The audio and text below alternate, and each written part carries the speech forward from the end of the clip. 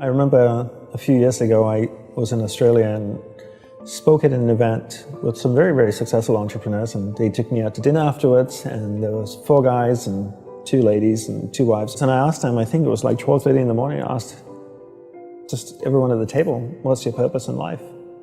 Nobody could answer. 2 people said, I don't know.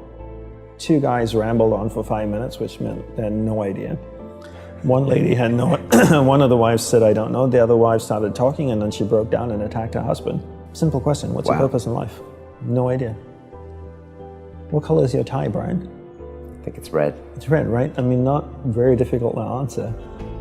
But people don't know because they never spend any time with themselves. I always say, people make time for everything and everyone else in their life, but they never make time for themselves.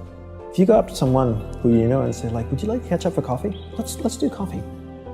They're like, oh, I can't this week, but I can next week. How about Thursday, 7 p.m.? Perfect. I'll see you at this place. When was the last time someone is willing to take time out of their life to spend time with themselves? So if I wanted to get to know you, and we've had one dinner and had a great conversation, we're spending time here. If I wanted to get to know you, I would have to spend time with you. We'd have to meet up for coffee, a glass of wine. If I really want to get to know you, maybe we meet up once a week. Every Friday night, we go out for a glass of wine, we chat for a couple of hours. After a year, I'd get to know you really well, you get to know me really well. But it requires me spending time with you. So if you want to get to know yourself, you need to spend time with yourself. But in a way that you can inquire, right? So people say to me things like, oh, I walk my dog in the park, that's my time with myself. And you're like, no, it's not. That's you walking the dog. People go like, oh, I go for a jog, that's my alone time. No, that's you jogging, avoiding traffic, watching where you're stepping so you don't trip and fall over. Spending time with yourself is sitting down, closing your eyes, not interacting with the outside world, and actually going inside and having that conversation. The same conversation I would have with you and say like, hey Brian, so where did you grow up? You know, you said California, do you like to surf? No? Hate the water, love the water? Tell me, right? And people don't have that conversation because they don't have that conversation with themselves. They don't end up knowing what they want in life. Because they don't know what they want in life, they can't focus that finite amount of energy. And then they don't live a lifestyle that brings them happiness. And most people end up being unhappy as a byproduct. So what is the tool that you suggest people use to start? Is it that focused meditation? Is it just being with themselves alone, asking questions? Yeah, I would say just, take 5 minutes out of the day every morning, and maybe even just do it Monday to Friday and take the weekends off. Wake up in the morning, shower, go to a quiet place in your home or apartment, sit down for 5 minutes, close your eyes. You could do a couple of breathing exercises and maybe just take a few deep breaths to relax yourself, and then start having that conversation with yourself. Same conversation, and then the next natural question is, what do I talk about? Right? Well, what would you talk about if you met a stranger at a bar? Would you just sit there and stare at them? Would you ask questions? What's your name? How are you feeling? What do you think about the election in America? Ask yourself these questions.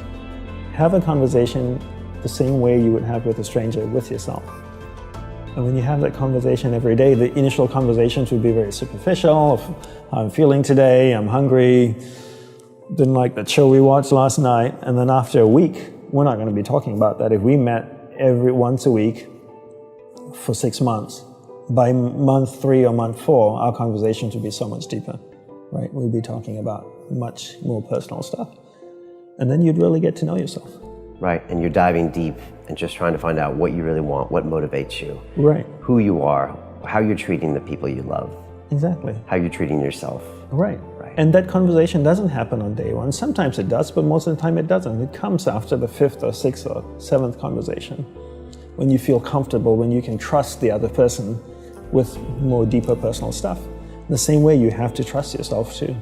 Yeah, once you close your eyes and go inside of you, you realize that you're going to see things that you love and things that you don't love. And you have to be prepared for that. And most people can't handle that.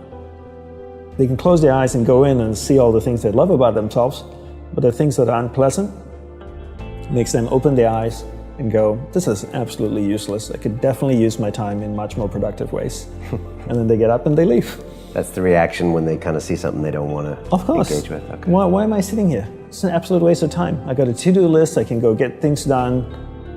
This is a waste of time. And temporary temporarily feel better or feel like you accomplished a goal or something, when in fact you still don't know why you're here, what your purpose is, etc. Exactly. So in the same way, like you get to know someone you love, right?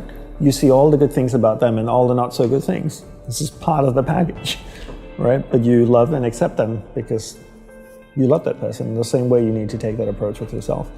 But you can't know what you want until you spend time with yourself.